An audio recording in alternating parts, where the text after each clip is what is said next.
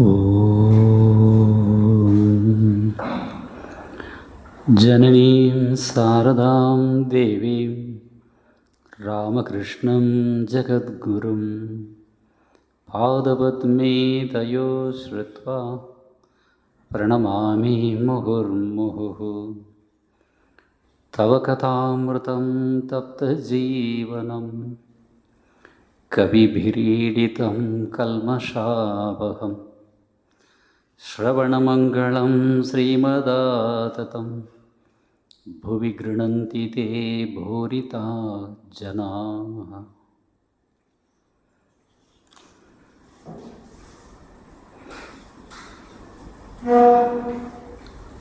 எல்லாருக்கும் இனிமையான மாலை வணக்கம். போன வாரம் ராமகிருஷ்ணானந்த மகாராஜ் ஜெயந்தி இருந்ததுனால வேறு கிளாஸ் இருந்தது, அமுதமணிகள் கிளாஸ் வைக்க முடியல. அதுக்கு முந்தின வாரம் நான் வெளியூர் போயிட்டேன், அதனால் கிளாஸ் வைக்க முடியல. உங்களெல்லாம் பார்க்குறப்ப என்னமோ ரொம்ப நாள் கழித்து பார்க்குற மாதிரி ஒரு ஃபீலிங். யாரும் என்னை மறந்துருக்க மாட்டீங்கன்னு நினைக்கிறேன். எப்போவுமே ஒரு வேலை தொடர்ந்து நடந்துகிட்டே இருந்தாக்கா ஒரு விதமான மென்டாலிட்டி வரும், போயிட்டே இருக்கு அப்படின்னு. ஒரு தடை வர்றப்ப புதுசாக ஒரு வேகம் வரும். இந்த ஸ்பீட் பிரேக்கர் வர்றப்ப காரில் போயிட்டு இது வேறு தொந்தரவு அப்படின்னு சொல்லிட்டு அப்புறமா வேகமாகிடும். அந்த மாதிரி சில பிரேக்ஸ் இருக்கிறது நல்லது. குருதேவரே கொடுத்தது, நாம் ஒன்றும் பிளான் பண்ணல. ஸோ இன்றைக்கி மறுபடி விட்ட இடத்துலேருந்து தொடரலாம். போன வகுப்பில் குருதேவர் முதல்ல பேசின அமுதமொழிகளை கொஞ்சம் பார்த்தோம். அதனுடைய தொடர்ச்சியை இன்றைக்கி பார்க்கலாம். மகேந்திரநாத் தக்ஷிணேஸ்வர் காளி கோயிலுக்கு போய் ராமகிருஷ்ணனுடைய ரூமில் போய் பார்க்குறார். நிறைய டிவோட்டிஸ், உங்களை மாதிரி சின்சியர் டிவோட்டிஸ் அங்கே உட்காந்துருக்காங்க. இவர் பேசுகிறார், சுகதேவர் பேசுகிற மாதிரி இருக்குது, சைத்தன்ய மகாபிரபு தன்னுடைய டிவோட்டிஸ்கிட்ட பேசுகிற மாதிரி இருக்குது அப்படின்னு இவருடைய மனசில் தோணிச்சு. அதெல்லாம் பார்த்தோம். அப்போ அவர் பேசினதை முதல் அமுதமொழிகள் ரெக்கார்ட் பண்ணுறார். ஸ்ரீ ராமகிருஷ்ணர் பேசிக்கொண்டிருந்தார். போன தடவை கொஞ்சம் பார்த்தோம், இருந்தாலும் அவருடைய வார்த்தைகளை ஆரம்பத்திலேருந்தே பார்க்கலாம். ஸ்ரீ ராமகிருஷ்ணர் பேசிக்கொண்டிருந்தார். ஹரிநாமத்தையோ ராமநாமத்தையோ ஒருமுறை சொன்ன அளவிலேயே ஒருவனுக்கு மயிர்க்குச்செரியுமானால், ஆனந்த கண்ணீர் வழியுமானால், அவன் அதன் பிறகு சந்தியாவந்தனம் முதலியவற்றை செய்ய தேவையில்லை. அவன் கர்ம தியாகம் செய்யும் தகுதி பெறுகிறான். இதை நன்றாக தெரிந்து கொள்ளுங்கள். செயல்கள் தானாகவே அவனிடமிருந்து கழன்று விடுகின்றன. இந்த நிலையில் அவன் ராமநாமத்தையோ ஹரிநாமத்தையோ அல்லது ஓங்காரத்தையோ ஜபம் செய்தாலே போதுமானது. ரொம்ப அற்புதமான ஒரு டீச்சிங். இப்போ நமக்கெல்லாம் கர்மா எக்கச்சக்கமாக இருக்குது. ஏன் இருக்குது? ஆசை இருக்குது இல்லையா? ஒருத்தர் ஒரு துணி கடைக்கு ஒருத்தர் போகிறார் அப்படின்னாக்கா சும்மா வேடிக்கை பார்க்கவா போவார்?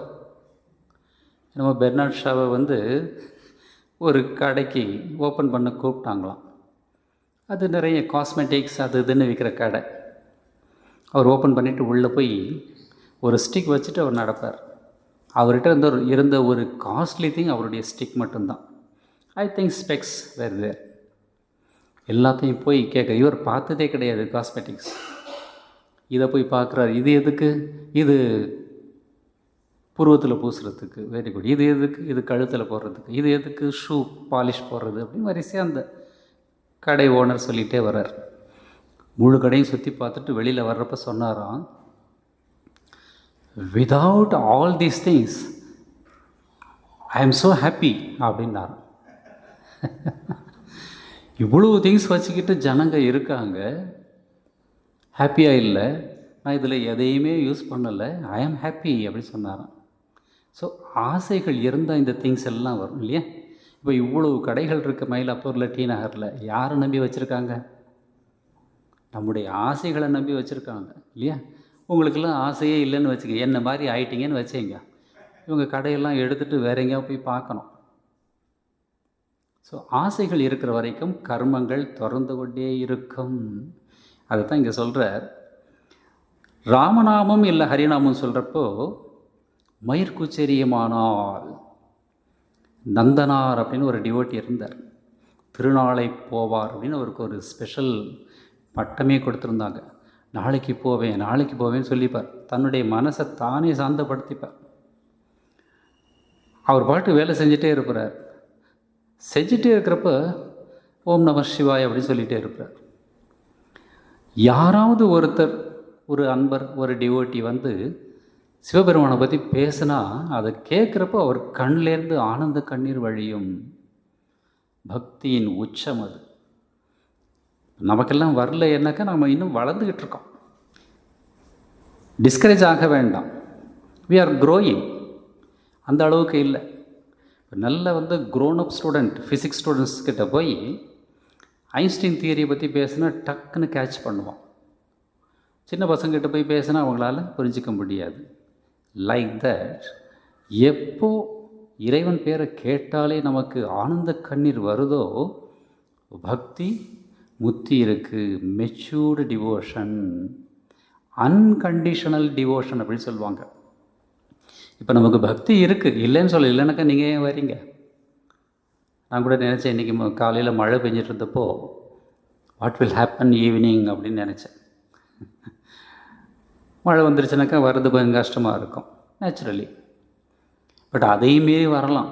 எப்போ இது ரொம்ப முக்கியம், தேவை அப்படின்னு நினச்சேன். ஹாஸ்பிட்டலுக்கு போவோம், மழை பெஞ்சாலும் வெள்ளம் வந்தாலும் அது தேவைன்னு நினைக்கிறோம். அந்த மாதிரி ஒரு ஃபீலிங்ஸ் வந்ததுனாக்கா இந்த விஷயங்கள் ரொம்ப முக்கியமானது அப்படிங்கிறத நாம் புரிஞ்சுக்கிட்டோம்னு அர்த்தம். இப்போதைக்கு இருக்குது, அந்த அளவுக்கு புரியலை. ஸோ பயப்பட வேண்டியதில்லை, வி ஆர் க்ரோயிங். இந்த திருக்கோவிலூரில் ஞானானந்தகிரின்னு ஒரு பெரிய மகான் இருந்தார். அவர்கிட்ட போய் ஒரு அன்பர் கேட்டார், எப்போ சாமிஜி எங்களுக்கெல்லாம் பக்குவம் வரும்? இப்போ பக்குவம் இல்லாதனால தான் இவ்வளோ தொந்தரவு இல்லையா? கர்ம தியாகம் பண்ண முடியல, ஏன்னாக்கா பக்குவம் இல்லை. இப்போ ஸ்கூலில் படிக்கிறப்போ அந்த பசங்க பொண்ணுங்க ஹோம்ஒர்க் பண்ணி தான் ஆகணும். இது எனக்கு பிடிக்கலை அப்படின்னு சொன்னாக்கா பேரண்ட்ஸும் விட மாட்டாங்க, டீச்சர்ஸும் விட மாட்டாங்க. தே ஹாவ் டு பண்ணி தான் ஆகணும். அதை போல் வாழ்க்கையிலையும் நம்முடைய கடமைகள் முடியாத வரைக்கும் நம்முடைய கர்மம் விடாது. ஆசைகள் குறைய குறைய கடமைகள் குறையும், கடமைகள் குறைய குறைய கர்மங்கள் குறையும். இது லா ஆஃப் நேச்சர். எனிவே, ஞானானந்தகிரி கிட்ட போய் அவர் கேட்டார், எப்போ எனக்கு மெச்சூரிட்டி வரும், பக்குவம் வரும் அப்படின்னு. அவர் பார்த்தார், என்ன பதில் சொல்கிறது அப்படின்னு. பேசாமல் இருக்கார். உட்கார் அப்படின்ட்டார். உட்கார்ந்துருக்கார். இன்னொரு பக்தர் வந்தார், 2 மாம்பழம் வச்சார் இவருக்கு. காலுக்கு பக்கத்தில் வச்சு நமஸ்காரம் பண்ணார். வச்சுட்டு அவர் உட்கார்ந்துருக்கார். இன்னொரு டிவோட்டி வந்தார், அவர் 2 மாம்பழம் கொண்டு வந்தார். அது பச்சையாக இருக்குது, இது மஞ்சளாக இருக்குது, அது பச்சையாக இருக்குது. அவரும் வச்சுட்டு உட்கார்ந்துட்டார். அப்போது ஞானானந்த சுவாமி சொன்னாராம், அந்த எல்லோ ரைப் ஃப்ரூட்டை காட்டி சொல்கிறார், இது ஒரு காலத்தில் இப்படி இருந்தது, இது கொஞ்ச நாளில் இப்படி ஆகும், மெச்சூரிட்டி உனக்கு வரும் அப்படின்னு சொன்னார். So we are all growing. எதுக்காக இந்த மாதிரி சத்சங்கம், அறிவுரைகள் கேட்குறது அப்படின்னாக்கா, to stimulate that growth, to motivate that growth. மரம் செடி கொடி தானே வளரும், இருந்தாலும் உரம் ஏன் போடுறோம்?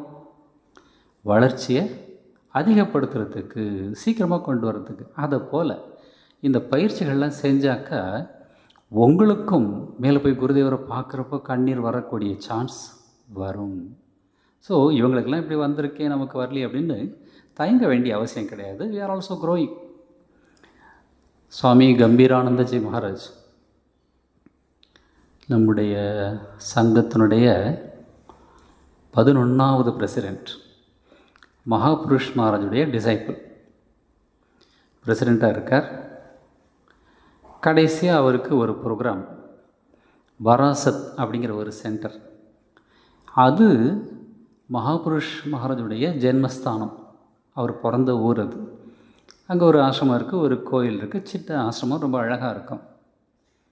அங்கே ஏதோ ஒரு ப்ரோக்ராம், தீக்ஷா, பிரசிடெண்ட்டுக்கா தீக்ஷா தான் கூப்பிட்ருக்காங்க. அவர் போய் ஒரு 3 நாளோ 5 நாளோ தங்கியிருக்கார். அங்கே தங்கிட்டு ப்ரோக்ராம் முடிஞ்சு போச்சு, பேல்மட் போகிறதுக்கு காரில் ஏற போகிறார். கோயிலில் போய் நமஸ்காரம் பண்ணிவிட்டு வந்துட்டார். காரில் ஏற போகிறப்போ 1 நிமிஷம் அப்படின்னு சொல்லிவிட்டு மறுபடியும் கோயிலுக்கு உள்ளார போனாராம். அங்கே குருதேவருடைய ஃபோட்டோ இருக்கும், பக்கத்தில் மகாபுருஷ் மகாராஜுடைய ஃபோட்டோவும் வச்சுருப்பாங்க. முன்னாடியே நமஸ்காரம் பண்ணிட்டார். செகண்ட் டைம் போய் மகாபுருஷ் மகாராஜுக்கு மட்டும் இன்னொரு நமஸ்காரம் பண்ணிவிட்டு வந்தாராம். அப்புறம் காரில் ஏறினார். ரொம்ப வேடிக்கை என்னன்னாக்கா, திரும்பி வந்த கொஞ்ச நாளில் மகாசமாதி அடைஞ்சார் அப்படின்னு பேச்சு. அது அங்கேருந்து பிரம்மச்சாரி மகாராஜ் இப்போது பெரிய சாது, ஃபாரினில் இருக்கார். அவர் என்கிட்ட சொன்னார், நான் அப்போ பூஜையை கவனிச்சிட்டு இருந்தேன், கோயிலில் இருந்தப்போ அவரை பார்த்தேன். என்னமோ அவர்கிட்ட இந்த வெளியூர் போகிறப்ப நீங்கள் சொல்லிட்டு போவீங்க இல்லையா, அப்போது பத்திரமா பார்த்துங்க நான் போயிட்டு வரேன் அப்படி சொல்லுவீங்களே, அந்த மாதிரி விடை வாங்கி கொள்ளும் ஒரு தோரணையோடு அவர் பார்த்தாரு அப்படின்னு அந்த பிரம்மச்சாரி மரம் என்கிட்ட சொன்னார். பார்க்குறப்போ அந்த ஃபீலிங்ஸ் தன்னால் வரும். வெல்லிங் அப் அப்படின்னு சொல்லுவாங்க. வெல்னாக்கா கிணறு, கிணத்துல தண்ணி ஊற்றுற மாதிரி அப்படியே வரும். அந்த மாதிரி ஒரு மெச்சூரிட்டி வர்றப்போ ஒருவன் சந்தியாவந்தனம் முதலியவற்றை செய்ய தேவையில்லை, அவன் கர்ம தியாகம் செய்யும் தகுதி பெறுகிறான். இப்போ கர்மத்தை நாம் இன்டென்ஷனலி விடக்கூடாது, நம்முடைய கடமையை கரெக்டாக செய்யணும். ஒருத்தர் கேட்குறார் நண்பரை, பையன் என்ன பண்ணிகிட்ருக்கான்? அவர் பாவம் படிக்காதவர், நம்மளை மாதிரி அப்பாவி ஜந்து. பையனை பற்றி சொல்கிறார், என்னமோ பிஎஸ்சி முடிச்சுட்டு மேல் படிப்பு அரியர்ஸ்னு என்னமோ இருக்கான், அதை படிச்சுக்கிட்டு இருக்கேன்னு சொன்னான். அவன் அப்படி சொல்லி வச்சுருக்கான் அப்பாக்கிட்ட, மேல் படிக்கிறேன்ப்பா அப்படின்னு. அப்பா பாவம் நம்மளை மாதிரி அப்பா ஒன்றும் தெரியாது நம்பிட்டுருக்கிறேன். அந்த மாதிரி until you clear the papers, there is no scope for higher studies. அந்த மாதிரி கர்மத்தை நாமளே விடக்கூடாது. இந்த கருத்தை தான் சாமிஜி முக்கியமாக வச்சு இந்த ராமகிருஷ்ண மிஷனை ஆரம்பித்தார். நார்த் இந்தியாவில் சாமிஜி போய் சுற்றுறப்போ பார்த்தா ஹரித்வார், ரிஷிகேஷ் அங்கெல்லாம் போய் பார்த்தா, இப்போ கூட நீங்கள் போய் பார்த்தீங்கன்னாக்கா நிறைய சாதுக்கள் வேலை செய்ய பிடிக்காதவங்க, வேலை செய்ய முடியாதவங்க இல்லை, வேலை செய்கிறதுக்கு பிடிக்காதவங்க, சோம்பேறிகள், காவியை போட்டுட்டு சுற்றிகிட்டே இருப்பாங்க. சில பேர் ரேடியோ வச்சு கேட்டுகிட்டே இருப்பாங்க. அப்புறம் சில பேர் கடையில் போய், அதுவும் ஒரு நார்த் இந்தியாவிலலாம் ஒரு தண்டம் வச்சுருப்பாங்க, குச்சி, கடையில் போய் மிரட்டி திங்ஸு கேட்பாங்க. ஒரு சன்னியாசின்னாக்கா அன்பு காட்ட வேண்டியவன் சன்னியாசி, இவன் போய் மிரட்டுவான், முஜே தோ அப்படின்னு. அந்த ஆள் பாவம், இவர் காவியெல்லாம் காட்டியிருக்காரு, ஏதாவது சாபம் விட்டால் நம்ம குடும்பத்துக்கு நம்ம குழந்தைகளுக்கு ஏதாவது கெடுதல் வந்துடும் சொல்லி பயந்து போய் அவங்க கேட்குறத அவங்க கொடுப்பாங்க. இதெல்லாம் பார்த்துட்டு தான் சாமிஜிக்கு ரொம்ப கஷ்டமாச்சு. அவங்களே கஷ்டப்பட்டு பழிச்சிட்ருக்காங்க, இந்த மாதிரி வெட்டித்தனமாக சமுதாயத்துக்கு எந்த விதமான பிரயோஜனமும் இல்லாத நபர்கள் அவங்க வாழ்க்கையை கெடுத்துக்கிட்டு ஏன்னாக்கா இந்த மாதிரி செய்கிறதெல்லாம் பாவமாக போகுது. சுவாமி கம்பீரானந்தஜி மறுபடியும் ஒரு எக்ஸாம்பிள் சொல்கிறேன். அவர் வைஸ் பிரசிடெண்ட்டாக இருக்கிறப்போ அமெரிக்காவிலேருந்து ஒரு சுவாமிஜி அவர் கூடவே இருந்தவர், ரொம்ப பிரியம் அவர்கிட்ட. அங்கேருந்து கொஞ்சம் பணம் அனுப்புனாராம், உங்களுடைய பர்சனல் செலவுக்கு வச்சுக்கோங்க அப்படின்னு. இவர் என்ன தெரியுமா எழுதுகிறார், இங்கே டிவோட்டிஸே கொண்டு வந்து கொடுக்குறாங்க, எனக்கு வேண்டியதெல்லாம் மடமே பண்ணிகிட்ருக்கு, எனக்கு அனுப்பாத, விதவையான உங்கள் அம்மாவுக்கு அனுப்பு, அவங்கள பார்த்துக்கிறதுக்கு யாருமே இல்லை அப்படி சொன்னதான் ஒரு நிகழ்ச்சி. இதை சேர்த்து வச்சுக்கணும் அப்படிங்கிற பழக்கமே கிடையாது. பி ஃப்ரீ, அந்த மாதிரி இருப்பாங்க. நமக்கு தேவைகள் எப்போவுமே குறைச்ச தேவைகள்னாக்கா needs are given by God. Desires are created by man. Mother Earth has everything for our needs, not for our greed அப்படின்னு இங்கிலீஷில் ஒரு சேயிங் உண்டு. இந்த உலகத்தில் நமக்கு எது எது தேவையோ, இப்போ நமக்கு முக்கியமாக எது தேவை சொல்லுங்க, இம்மீடியட்டாக தண்ணியை விட முக்கியம் ஒன்று இருக்குது, காற்று இல்லையா? தண்ணி இல்லாமல் கூட 2 hours இருந்துருவீங்க.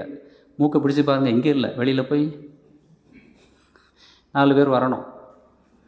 காற்று கடவுள் கொடுத்துருக்கிறார், தண்ணி கடவுள் கொடுத்துருக்கிறார், சாப்பாடு விளையுது அவர் கொடுத்துருக்கிறார், நம்ம உழைக்கிறோம், that is different, but he grants. இதெல்லாம் தேவைகள். ஆசைகள் அப்படின்னு போகிறப்ப ஒரு பென்ஸ் கார், ஒரு மொபைல், நம்ம பையன் ஒருத்தன் வச்சுருந்தோம், இந்த மொபைலை பார்த்துட்டு என்ன சாமிஜி இதெல்லாம் வச்சுருக்கீங்க அப்படின்னு. என்னப்பா மொபைல் வச்சுக்கக்கூடாது, இல்லை இவ்வளோ சீப் ரேட்டில் வச்சுருக்கீங்க அப்படின்னா. இது சீப் ரேட்டா, இது 12,000 13,000 அப்படின்னாக்கா, நான் வச்சுருக்க மொபைல் எவ்வளோ தெரியுமா, 65,000 அப்படின்னு சொன்னான். அப்புறம் நான் சொன்னேன், அதில் வாய்ஸ் என்ன ஏதாவது டிஃப்ரெண்ட்டாக கேட்குமா அப்படின்னு. இல்லை ஒரே மாதிரி தான் கேட்கும். அப்புறம் என்னக்கா 12,000 65,000 என்ன டிஃப்ரென்ஸ் இருக்குது? Wishes, desires. Once you start going after your desires, you are going away from your original track. இப்போ நிறைய பேருக்கு இதுதான் ப்ராப்ளம். உலகத்தில் இவ்வளோ சண்டை சச்சரவு போட்டி பொறாமை ஏன் அப்படின்னாக்கா, we run after our desires. போதும் அப்படிங்கிற மனசு இல்லை. சாரதேவி சொல்லுவாங்க, போதும் என்ற மனசுக்கு ஈக்குவலான ஒரு சொத்து கிடையாது அப்படின்னு சொல்லுவாங்க. அதுதான் வரமாட்டேங்குது நமக்கு. இன்னும் இன்னும் இன்னும் இது வேணும் அது வேணும் பார்க்குறதெல்லாம் ஆசைப்பட்டால் நம்ம நினச்சி பார்க்குறதில்ல, how much we have become slaves to our desires. ஆசைக்கு அடிமையாக வாழ்ந்துகிட்ருக்கோம். அது வேற பெருமையாக பேசிப்போம். That is still tragedy. என்கிட்ட எவ்வளோ இது இருக்குது தெரியுமா, புதுசாக ஒன்று ஆர்டர் பண்ணியிருக்கேன், அடுத்த மாதம் வரப்போகுது, சிங்கப்பூர்லேருந்து வருது அப்படி இப்படின்னு சொல்லி we take pride about these things. false pride ஒன்றும் கிடையாது. சாதாரண ஒரு ஓல்டு மாருதி காரில் போனாலும் you will reach your destination. the richest car அதில் போனாலும் போய் சேரத்தான் போகிறோம். ஒன்றும் டிஃப்ரென்ஸ் கிடையாது. ஒன்லி திங் 4 வீல் இருக்கா பார்க்கணும், ஸ்டியரிங் இருக்கா பார்க்கணும், இல்லையா? அதுக்கு மேலே பார்க்க வேண்டிய அவசியம் கிடையாது. But to show off ourselves, நாம் எவ்வளோ பெரிய ஆள் அப்படின்னு காட்டுறதுக்கு, இதெல்லாம் தேவையில்லாத இந்த மாதிரி உலக ஆசைகள் பின்னால் ஓடுறப்போ ஹரிநாமத்தை கேட்டு என்ன ஆகப்போகுது? அதுதான் கம்பீரானந்த சாமி சொல்கிறார், எனக்கு வேண்டியது இங்கே கிடைக்குது, you sent this money to your widowed mother அப்படின்னு சொல்கிறார். அம்மா அங்கே தனியாக இருப்பாங்க, அவங்களுக்கு தேவைப்படலாம் மெடிசனுக்காக, க்ளோத்ஸ்க்காக, அப்படி இப்படின்னு. அந்த மாதிரி தியாக புத்தி அதை காட்ட காட்ட இந்த மாதிரி நிலை நமக்கும் வரும். அதுதான் கர்ம தியாகம் செய்யும் நிலை. ஆசைகளை தியாகம் செய்ய தயாராக இருந்தால் கர்மங்களை தியாகம் செய்ய முடியும். அதுதான் இங்கே சொல்கிறார். அவன் கர்ம தியாகம் செய்யும் தகுதி பெறுகிறான். பகவத்கீதையில் 3rd சாப்டரில் கிருஷ்ணர் சொல்வார், ந கர்மணாம் அனாரம்பா நைஷ்கர்மியம் புருஷோஸ்னுதே நச்ச சந்நியசனாதேவ சித்திம் சமதிகச்சதி அப்படின்பார். வேலைகளை செய்யாமல் இருப்பதாலேயே ஒருத்தன் கர்மாவை கடந்த நிலையை அடைய முடியாது. எதையுமே ஆரம்பிக்க மாட்டேன், நான் பேசாமல் இருப்பேன் அப்படின்னு சொல்கிறதுனால அந்த உயர்ந்த நிலையை, சித்தி அப்படின்னாக்கா மெச்சூரிட்டி வராது.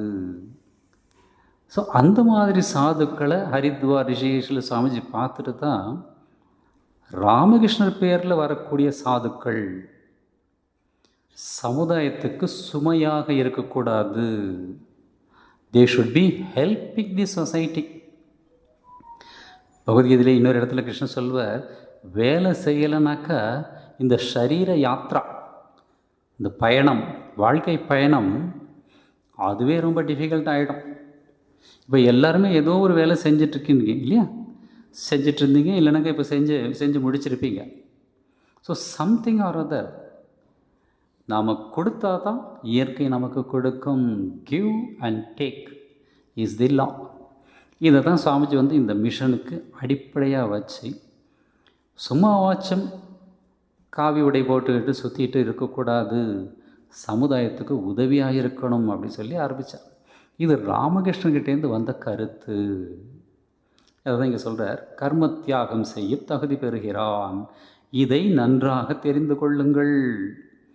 அரியர்ஸ் முடிக்காத வரைக்கும் அடுத்த லெவலுக்கு போக முடியாது. கர்மங்களை முடிக்காத வரைக்கும், கடமைகளை முடிக்காத வரைக்கும் அடுத்த நிலை வராது, கொடுக்கப்பட மாட்டாது. It will not be given. So செய்கிறத கரெக்டாக செஞ்சிடணும். இந்த காரணத்துக்காகத்தான் நாம் செய்கின்ற வேலைகளை சுத்தமாக செய்யணும் அப்படின்னு சொல்கிறது. ஏன்னாக்கா சுத்தமாக செஞ்சால் தான் அது முடியும், அரைக்குறையாக செஞ்சாக்கா முடியாது. இப்போ சமையலே எடுத்துங்க, நல்லபடியாக கவனித்து செஞ்சால் எல்லாம் பக்குவமாக இருக்கும். கவனிக்கலை, அந்த பக்கம் ஏதோ சீரியலோ இல்லை ஏதோ ஒரு ஃபோன் காலோ ஏதோ ஒன்று வந்துருச்சுன்னு வச்சுப்போம். அதை பார்த்து இங்கே பார்த்தா எல்லாம் தீஞ்சு போய் கிடக்குது. Now you have to start new. மறுபடியும் ஸ்டார்ட் பண்ணணும். மறுபடியும் கிண்டி அங்கே time waste, gas waste, things waste, எல்லாமே வேஸ்ட்டு. மனசில் வேறு ஒரு அழுத்தம். ஸோ செய்வன திருந்த செய். அதை செஞ்சால் அந்த கர்மம் அதோடு முடியும். இயற்கை தாய்க்கு இன்னொரு பியூட்டி என்ன அப்படின்னாக்கா, once you complete a work, it will not give that same work to you. இது ஒரு அற்புதமான ஒரு லா ஆஃப் நேச்சர். இப்போ 10th ஒரு பையன் மறுபடியும் எழுதுறான்னாக்கா எப்போ எழுதுவான்? ஃபெயிலாக இருந்தான். பாஸ் பண்ணிட்டா அவன் 200 மார்க்கு வாங்கியிருந்தாலும் பாஸ் தான், 498 வாங்கியிருந்தாலும் பாஸ் தான், ஒன்றும் டிஃப்ரென்ஸ் கிடையாது. பாஸ் இஸ் அ பாஸ், முடிஞ்சு போச்சு. மறுபடியும் அவன் எழுத வேண்டாம். மார்க்கு குறைச்சலாக இருக்குன்னு சொல்லிட்டு 11th 12th இன்னும் கொஞ்சம் அட்டென்ஷன் கொடுத்து படித்தா that is good. Otherwise he is granted. அதை போல் கரெக்டாக செஞ்சு முடிச்சிட்டாக்க அந்த கர்மம் மறுபடியும் நமக்கு திரும்ப வராது. அந்த மாதிரி ஒரு நிலை நாம் செயல் செய்வதன் மூலம் அடையலாம். அந்த நிலையை அடைஞ்சிட்டா செயல்கள் தானாகவே அவனிடமிருந்து கழன்று விடுகின்றன. நீங்கள் நிறுத்த வேண்டாம். இப்போ 10th முடிச்சுட்டு ஒரு பையன் குறைச்ச மார்க் தான், 210 மார்க்கு தான் வாங்கியிருக்கான். ஹெட் மாஸ்டர்கிட்ட போய் சொல்கிறேன், சார் இன்னொரு தடவை நான் 10th படித்து 400 மார்க் வாங்கணும், ப்ளீஸ் கிவ் மீ பர்மிஷன் அப்படின்னாக்க ஹெட் மாஸ்டர் கூட அந்த இது கிடையாது, ரைட் கிடையாது. ஒன்ஸ் சர்டிஃபிகேட் டிசி கொடுத்தாச்சுனாக்கா கொடுத்தாச்சு, அவ்வளோதான், போடா நெக்ஸ்ட் லெவலுக்கு போடா அப்படின்னு சொல்லுவார். தானே கலன்று விடுகின்றன. அந்த மாதிரி நிலையில் அவன் ராமநாமத்தையோ ஹரிநாமத்தையோ அல்லது ஓங்காரத்தையோ ஜபம் செய்தாலே போதுமானது. ராமகிருஷ்ண வாழ்க்கையை கூட பார்த்தோம்னாக்க பிகினிங் ஸ்டேஜில் காளியை பார்க்கணும் அப்படின்னு ஒரு துடிச்சப்போ, காளி கோயில் நைட் சாப்பாடு இதெல்லாம் முடிஞ்சதுக்கப்புறம் பஞ்சவட்டியில் ஒரு இடத்துல போய் உட்காந்துட்டு ஹோல் நைட் ஜபம் பண்ணிகிட்ருப்பார், மெடிடேஷன் பண்ணிகிட்ருப்பார். காளியோட காட்சி கிடச்சிது. அதுக்கப்புறம் ரூம்லேயே உட்காந்துருப்பார். அதிகம் மெடிடேஷன் அது இதெல்லாம் பண்ணிகிட்ருக்க மாட்டார். அப்பப்போ வந்து சந்தியா காலம் கோயிலில் தீபாராதனை நடக்குதுன்னாக்கா இங்கே உட்காந்துட்டு ஹரே ராம ஹரே ராம அப்படின்னு கைத்தாளம் போட்டுகிட்டே இருப்பார். இல்லை அம்மா அம்மான்னு சொல்லிகிட்டு இருப்பார். ஏன் இது சொன்னாலே போதும், அவங்க மனசு எப்போவும் மேலே இருக்குது. இப்போ நாமெல்லாம் வந்து மனசை மேலே தூக்கிறதுக்கு பயங்கரமாக கஷ்டப்பட்டுட்ருக்கோம். கஷ்டப்படுறோமா இல்லையா? அவர் மனசை கீழே கொண்டு வர்றதுக்கு கஷ்டப்படுறார். அதுதான் நமக்கும் அவருக்கும் உள்ள டிஃப்ரென்ஸ். அந்த நிலையை இங்கே சொல்கிறார். ஹரிராமம் அல்லது ஓங்காரம் ராமநாமம் இதை சொன்னாலே போதும். ராமகிருஷ்ணனுடைய டிவோட்டி ஒரு அம்மா இருந்தாங்க, கோபாலேர்மா அப்படின்னு. அவ்வளவு ஜபம் பண்ணியிருக்காங்க அந்த அம்மா. சின்ன வயசுலேயே 4 வயசுலேயே 5 வயசுலேயே கல்யாணம் பண்ணி வச்சுட்டாங்க. அவள் குழந்தை. அவள் பேர் வந்து அகோரமணி தேவி அப்படின்னு, பிராமண பொண்ணு. அகோரமணி அப்படின்னாக்கா காளிக்கு இன்னொரு பேர் அகோரம். கோரம் அப்படின்னாக்கா பயங்கரம். காளியை பார்த்து பேர் கொடுத்துருக்காங்க அகோரம். காளியை பார்த்தா நமக்கு பயமாக இருக்கா இல்லையா? ஆனால் அகோரம் கோரமே கிடையாது அப்படின்னு. ஏன்னாக்கா காளி கெடுதலை செய்ய மாட்டா, அவள் நம்ம அம்மா, நமக்கு நன்மையே செய்வாள். அதனால் அவள் அகோரம், அகோரமணி தேவி அப்படின்னு அவளுக்கு பேர். கல்யாணம் பண்ணி வச்சுட்டாங்க. அந்த காலத்தில் இதெல்லாம் வந்து சிஸ்டம் இருந்தது. குட் ஆர் பேட் நமக்கு தெரியாது. ஃபாலோ பண்ணிட்டாங்க. கொஞ்ச நாள்லேயே அந்த ஹஸ்பண்ட் செத்து போயிட்டான். அந்த காலத்துலலாம் வந்து இவ்வளோ மெடிக்கல் ஃபெசிலிட்டிஸ் எல்லாம் கிடையாது. ஏதோ வியாதி வந்தோ இல்லை பாம்பு கடிச்சோ அப்போல்லாம் வந்து எல்லாம் வீடெல்லாம் சின்ன சின்னதாக இருக்கும்.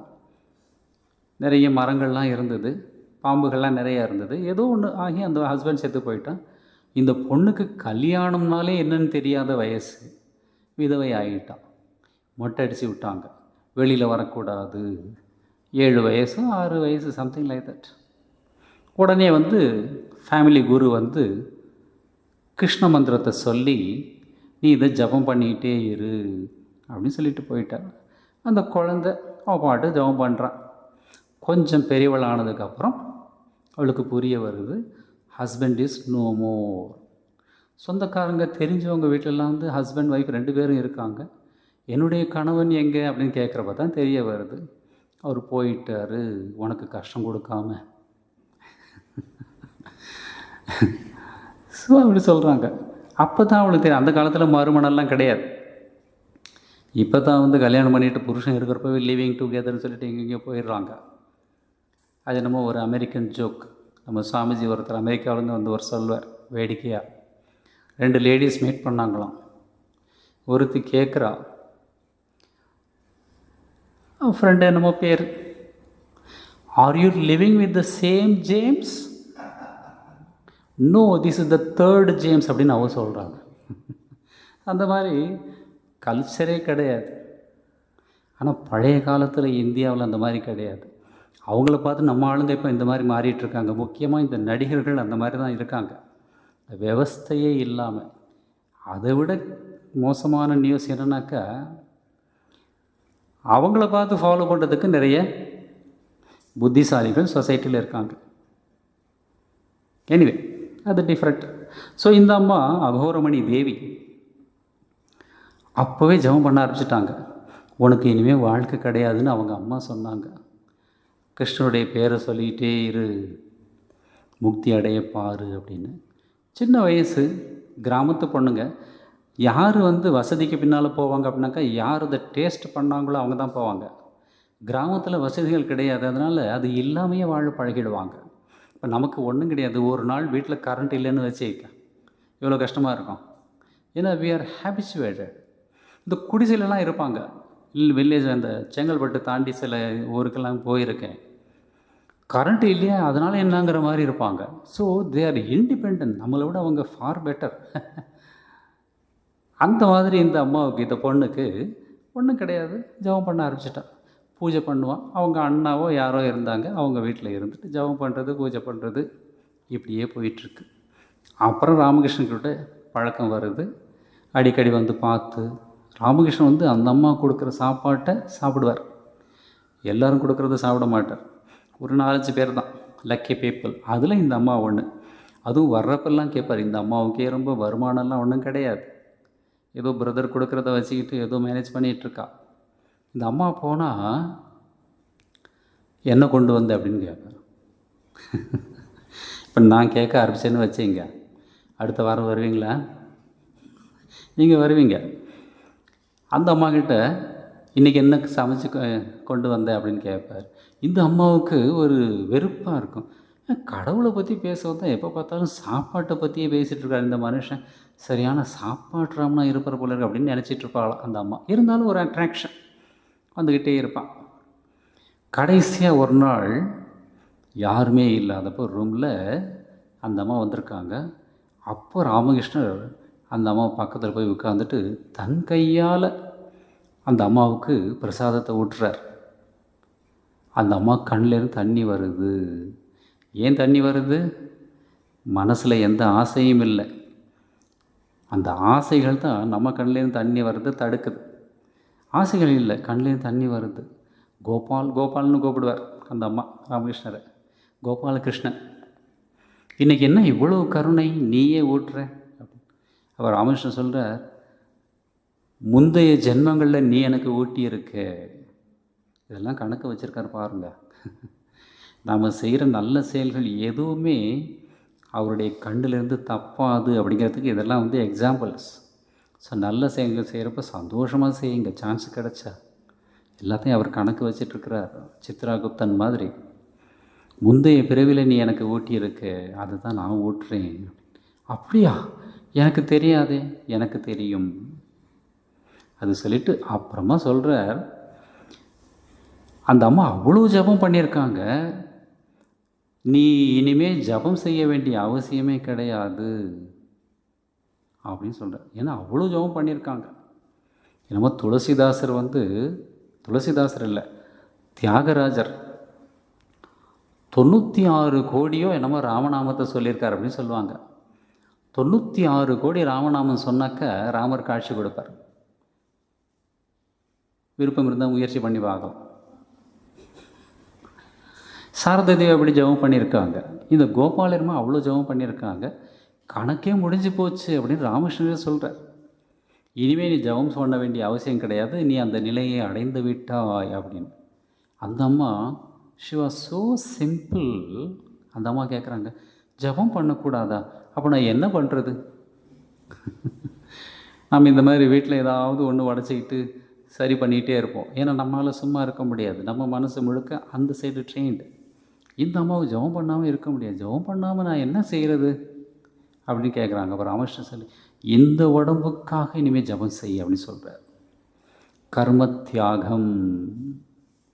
எப்போ கர்மங்கள் முடிஞ்சு போச்சோ அப்போ தான் கர்ம தியாகம் செய்யக்கூடிய நிலை வரும். அப்போது ஓங்காரம் சொன்னால் கூட போதும். சில சாதுக்கள் வெறுமனே வந்து ஓம் ஓம் அப்படிம்பாங்க. ரொம்ப ரேராக. மற்றவங்களாம் கதை பேசிகிட்டு இருப்பாங்க. சில பேர் பேசாமல் சும்மா ஓம் சொல்லுவாங்க, இல்லை ராம் சொல்லுவாங்க. அந்த நிலையை அடைந்தவர்கள். செயல்கள் தானாகவே கலந்துவிடும்.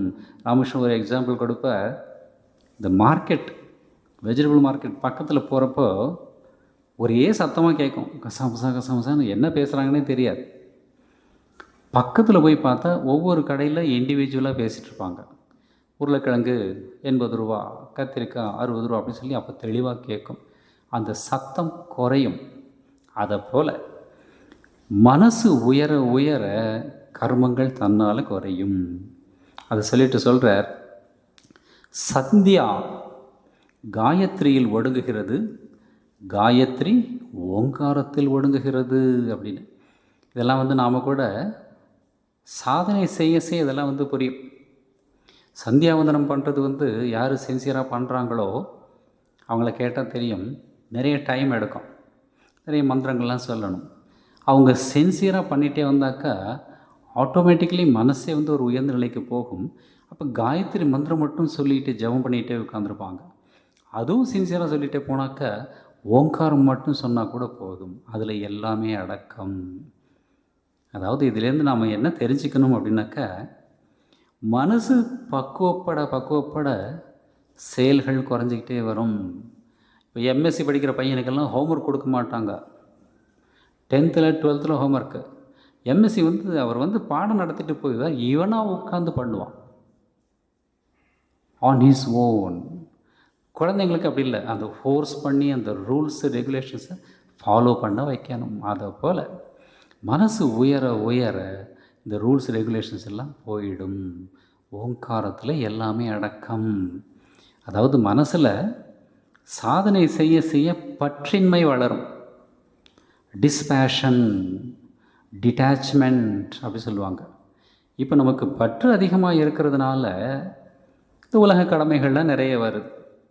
அதை செய்கிறதுனால முழு மனசையும் கடவுள்கிட்ட கொடுக்க முடியறதில்ல.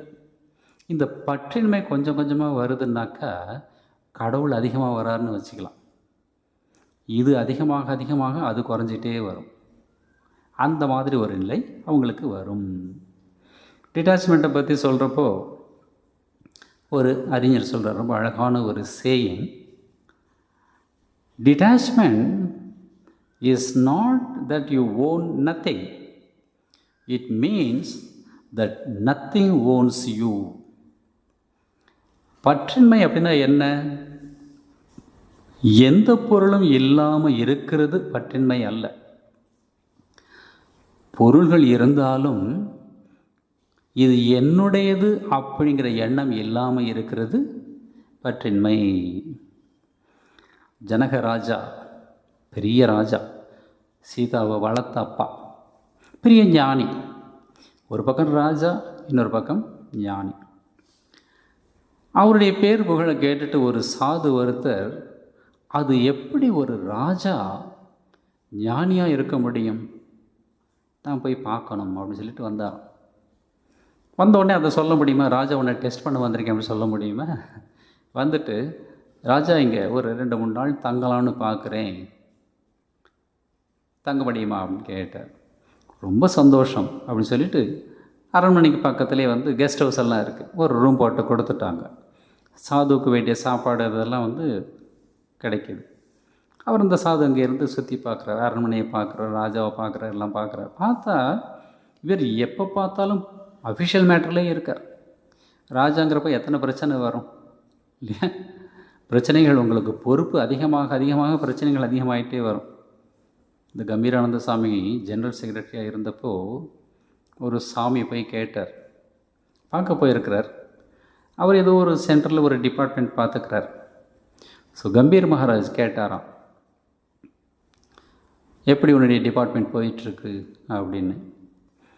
அந்த சாது சொல்கிறார், ஏதாவது ஒரு பிரச்சனை வந்துக்கிட்டே இருக்குது அப்படின்னு. டெய்லி எத்தனை பிரச்சனை வரும்? எப்போ பார்த்தாலும் ஒரு 5-6 பிரச்சனை வந்துக்கிட்டே இருக்கும் சாமிஜி. ஓ சரி அப்படி சொல்லி சைலண்ட் ஆகிட்டார். உடனே அந்த சாது கேட்டார், உங்களுக்கு எத்தனை பிரச்சனை வரும்? இவர் ஜெனரல் செக்ரட்டரி இல்லையா, உங்களுக்கு எத்தனை பிரச்சனை வரும்? இவர் சொல்கிறார், Gambhirananda Swami, from 25 to 30 problems everyday. 25லேருந்து 30 ப்ராப்ளம்ஸ் வரும் டெய்லி. ஓ எப்படி அதெல்லாம் சால்வ் பண்ணுறீங்க? ஒரு சார், இதுதான் முக்கியம். Ramakrishna solves them, we are only instruments அப்படி சொன்னார். எந்த மாதிரி டிட்டாச்மெண்ட் பாருங்கள். குருதேவர் அதெல்லாம் சால்வ் பண்ணுறார், நம்ம வந்து இன்ஸ்ட்ருமெண்ட், கருவிகளாக இருக்கும் அப்படின்னு சொன்னார். அந்த மாதிரி இந்த ஜனகராஜா சபையில் உட்காந்துக்கிட்டு எல்லா பிரச்சனையும் தீர்த்துக்கிட்டே இருக்கிறார், ஒவ்வொரு பிரச்சனையாக. அதை பார்த்துட்டு அந்த சாது நினச்ச, எப்போ பார்த்தாலும் அரசியல்லே ஈடுபட்டுருக்கிறார், இறைவனை பற்றி பேசுன மாதிரியே தெரியல. எல்லா வேலையும் முடிச்சுட்டு போகிறப்ப சாயந்தரம் ரொம்ப லேட் ஆகிடுது, போய் படுத்துடுறார். மறுபடியும் காலையில் வந்து அதே சிம்மாசனத்தில் உட்காந்துக்கிட்டு பிரச்சனையை பார்க்குறது, பேசுகிறது, இதே பண்ணிகிட்ருங்க. இவரை போய் ஞானின்னு சொல்லிட்டாங்களே, சரி ஓகே ஒரு நாள் 2 நாள் இருந்துட்டு போயிடலாம் அப்படின்னு நினச்சிட்டு இவர் இருக்கார். 3வது நாள் காலையில் டிஃபன் முடிச்சுட்டு அப்படி வெளியில் வர்றப்போ அந்த சாது ஏதாப்பில் வந்தார். ஜனகராஜா நமஸ்காரம் பண்ணிவிட்டு, சுவாமி எப்படி இருக்கீங்க அப்படின்னு கேட்டாராம். ஓ ரொம்ப சந்தோஷமாக இருக்கேன், இன்றைக்கும் நாளைக்கும் நான் கிளம்பலான்னு பார்க்குறேன். அப்படியா, ஏன் 2 நாள் தங்கலாமே? இல்லை, நான் அப்படியே சுற்றிகிட்டே போகிறேன், நான் ஒரு சன்னியாசி, எங்கேயும் தங்கக்கூடாது. சரி ஓகே, அப்போது இன்றைக்கி நான் கொஞ்சம் ரிலாக்ஸாக இருக்கேன், பக்கத்துலேயே வந்து ஒரு காடு இருக்குது, வாங்க நாம் 2 பேரும் போயிட்டு வரலாம் அப்படின்னு. நீங்கள்லாம் பார்க்குக்கு போகிற மாதிரி பீச்சுக்கு போகிற மாதிரி அவங்க அப்போ காட்டுக்கு போவாங்க, வேட்டையாடுவாங்க, இல்லை சும்மா வச்சு இதெல்லாம் வந்து பொழுதுபோக்கு, கொஞ்சம் ரிலாக்ஸிங் தி மைண்ட். 2 பேரும் போயிட்டாங்க. நல்லா சுற்றி இங்கே போகிறப்போ கொஞ்சம் வேர்த்து விறுவிறுத்து ஒரு மாதிரியாக இருக்குது. அங்கே ஒரு குளம். 2 பேரும் குளிச்சுட்டு போகலான்னு சொல்லி 2 பேரும் இறங்கி குளிக்கிறாங்க. சாதுவும் ஜனகராஜாவும். பக்கத்தில் வந்து ஒரு 4 பேர் போர் வீரர்கள் நிற்கிறாங்க. குளிச்சுட்டே இருக்கிறப்ப அந்த சாது அப்படி பார்த்தாக்கா தூரத்தில் புகை தெரியுது. அந்த சாது கேட்டார் ராஜாவை பார்த்து, அங்கே புகை தெரிகிற மாதிரி இருக்கே, ஏதோ வீடு எரியுது போல் இருக்கே அப்படின்னு. ஜனகராஜா அப்படி பார்த்துட்டு, எஸ், ஏதோ ஒரு வீடு எரியுதுன்னு நினைக்கிறேன் அப்படின்னு சொன்னார். 5 நிமிஷம் கழித்து பார்த்தா புகை இன்னும் அதிகமாகுது. அந்த புகையை பார்த்தா அது சின்ன வீடு கிடையாது போல இருக்குது, பெரிய வீடாக இருக்கும் போல் தெரியுதே அப்படி சொன்னார் அந்த சாது. ஜனகராஜா சொன்னாராம், எஸ், புகையோட அளவை பார்த்தா எரியிறது பெரிய வீடாக தான் இருக்கும் அப்படின்னு நினைக்கிறேன்னு சொல்கிறார். ஒன்று இந்த சாது சொன்னாராம், நம்முடைய அரண்மனை எங்கே இருக்குது? ஏன்னா அவர் புதுசு, அவர் தெரியாது. அப்போ ராஜா சொல்கிறார், நம்ம அரண்மனை அந்த பக்கம்தான் இருக்குது, புகையோட அளவை பார்த்தா ஐ திங்க் நம்ம அரண்மனை தான் எரிஞ்சிக்கிட்டு இருக்குன்னு நினைக்கிறேன் அப்படின்னு இவர் கூலாக உடம்பை தேய்ச்சிக்கிட்டே சொல்கிறார் ஜனகராஜா. உடனே அந்த சாது வந்து, அப்படியா, நான் போகணும் அப்படின்னு சொல்லி கரைக்கு போகிறார். ஜனகராஜா கேட்குறாரு, ஏன் பதட்டப்படுறீங்க? இல்லை, துணியை காய போட்டிருந்தேன் எடுக்கணும் அப்படின்னா. ஜனகராஜா சொல்கிறார், அரண்மனையே எரிஞ்சிக்கிட்டு இருக்கு, அதை பற்றி கவலைப்படாமல் நான் இருக்கேன், ஒரு துணி போயிடும் சொல்லி பயப்படுறீங்களே அப்படின்னு கேட்டப்போ அப்போ தான் இவருக்கு, அந்த சாதுவுக்கு புரிஞ்சது, ஹவு கிரேட் ஹீ ஈஸ். இதுதான் இந்த ஸ்டேட்மெண்ட் சொல்லுது. Detachment is not that you own nothing. ஒன்றுமே இல்லாமல் இருக்கிறது. விவேகானந்தர் சொல்லுவார், what is special in a beggars renunciation அப்படிம்பார். ஒரு பிச்சைக்காரன் வந்துட்டு நான் எல்லாத்தையும் விட்டுட்டேன் அப்படின்னு சொன்னால் நீங்கள் நம்புவீங்களா? ஆமாப்பா, நீ ரொம்ப கிரேட்ப்பா அப்படி சொல்லுவீங்களா? எல்லா சொத்தும் இருக்கணும், எல்லா வசதியும் இருக்கணும், அதெல்லாம் விட்டுட்டு வந்தால் தியாகம் பண்ணுறது ஏதாவது இருக்கணும் நம்மக்கிட்ட. அது இல்லாமல் அது வந்து தியாகமே கிடையாது. அதுதான் இங்கே சொல்கிற, detachment is not that you own nothing. ஒன்றுமே இல்லாமல் இருக்கிறது பற்றின்மை கிடையாது. It means that nothing ones you. எதுவும் வந்து உங்களை பிடிக்காமல் இருக்கணும், அது பற்றின்மை, டிஸ்பேஷன், வைராக்கியம். அதுதான் இங்கே சொல்கிற, இந்த சந்தியா காயத்ரியில் ஒடுங்குகிறது, காயத்ரி ஓங்காரத்தில் ஒடுங்குகிறது அப்படின்னாக்கா, எந்த அளவுக்கு மனசில் பற்றின்மை அதிகமாகிட்டே வருதோ அந்த அளவுக்கு செயல்கள் குறைஞ்சிக்கிட்டே வருது அப்படின்னு ஒரு ஆசிரியர் விளக்கம் கொடுக்குறார். ஒருத்தன் மாடு மேய்ஞ்சிட்ருக்கு, அந்த கயிற்று பிடிச்சிட்டு உட்காந்துருக்கான். ஒரு சாமி வந்தவர் கேட்குறார், மாட்டை நீ பிடிச்சிருக்கியா இல்லை நீ மாட்டை பிடிச்சிருக்கியா? இந்த கதை நான் முன்னாடி சொன்னேன்னா சொல்லலைன்னு நினைக்கிறேன். சரி, மாட்டை நீ பிடிச்சிருக்கியா இல்லை ஒன்றை மாடு பிடிச்சிருக்கான்? பார்த்துட்டு, என்ன இது முட்டாள்தனமான கேள்வி, நான் தான் மாட்டை பிடிச்சிருக்கேன் அப்படின்னோடனே டக்குன்னு அந்த கயிற்றை பிடிச்சி அவன் கையிலேருந்து பிடிக்க விட்டார். மாடு ஓட ஆரம்பிச்சிருச்சு. இவன் பின்னாடி ஓடுறான் மாட்டை பிடிக்க. பின்னாடி போய் ரொம்ப தூரம் போய் அப்புறம் மாட்டை பிடிச்சி இழுத்துட்டு வந்து, என்ன சாமி இந்த மாதிரி பண்ணிட்டீங்க அப்படின்னாக்கா, இப்போ சொல்லு, நீ மாட்டை பிடிச்சிருக்கேன் இல்லை மாடு ஒன்றை பிடிச்சிருக்கான் அப்படின்னு கேட்டான். அப்போ தான் அவன் திங்க் பண்ண ஆரம்பித்தான். ஸோ நாம் சாதாரண வாழ்க்கையில் கூட இது சொல்லுவோம், யாரும் தப்பாக நினைக்கக்கூடாது. எனக்கு ஒன்றும் கிடையாது, அவங்க தான் என்னை நம்பிட்டு இருக்காங்க அப்படின்னு. நத்திங். உலக வாழ்க்கையில் பார்க்க போனோம்னாக்கா நிறைய பேருக்கு ஒரு ஃபீலிங் என்னன்னாக்கா, நான் இல்லைன்னா என்ன ஆகும் அப்படின்னு. நம்ம சாமிஜி ஒருத்தர் இங்கே இருந்தார் பல வருஷம் முன்னாடி. யாரோ ஒரு டிவோட்டி கூப்பிட்ருக்கார், வீட்டுக்கு வாங்க, அன்றைக்கி ஏதோ விசேஷம் வீட்டில், ஏதோ காலையில் கிரகப்பிரவேசம் பண்ணியிருக்காங்க, சாயந்தரம் வாங்க ஒரு டீ சாப்பிட்டு போகலான்னு சொல்லிவிட்டு அந்த சாமி போகிறப்போ இந்த பிரிண்டிங் ப்ரெஸ்ஸில் இன்னொரு சாமி இருக்கிறார், யங் சாது, அவரை கூப்பிட்றார். வாப்பா அந்த வீட்டுக்கு போயிட்டு வரலாம் கூப்பிட்ருக்காங்க அப்படின்னப்போ இந்த சாமி சொன்னாராம், ப்ரெஸ்ஸில் ஒர்க்கு நடந்துகிட்டு இருக்கு, ஆட்கள்லாம் வேலை செஞ்சிட்ருக்காங்க, எப்படி விட்டுட்டு வர முடியும் அப்படின்னு. அப்போ அந்த சீனியர் சாமி சொன்னாங்க, வாப்பா நம்ம இல்லைன்னா தான் நல்லா வேலை செய்வாங்க. இது எதுக்குன்னாக்கா, we think we are so important, we are doing everything. நாம் இருந்தாலும் சரி இல்லைன்னாலும் சரி நடக்க வேண்டியது நடந்துக்கிட்டே இருக்கும். இதை மனசில் ஞாபகம் வச்சுக்கணும். அதுக்காக விட்டுறாதீங்க. சும்மா சாட்சி மாதிரி இருந்து எல்லா வேலையும் செய்யுங்க சின்சியராக. But never allow this thought that I am so important. அந்த அகங்காரத்தை வளர்க்கக்கூடாது.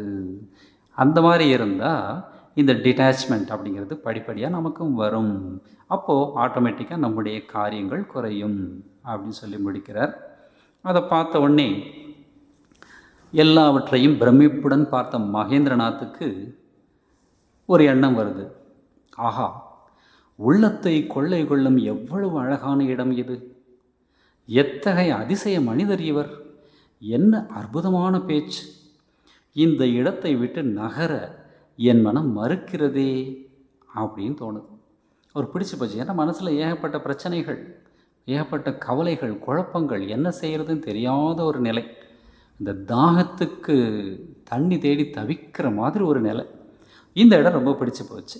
அப்போது இவர் நினச்சிக்கிறார், சரி இந்த இடத்த முதலில் சுற்றி பார்த்து விடுவோம், அதுக்கப்புறம் இங்கே உட்காரலாம் அப்படின்னு முடிவு செஞ்சுட்டு கூட வந்த சிது அப்படிங்கிற நண்பரோட வெளியில் போகிறார்.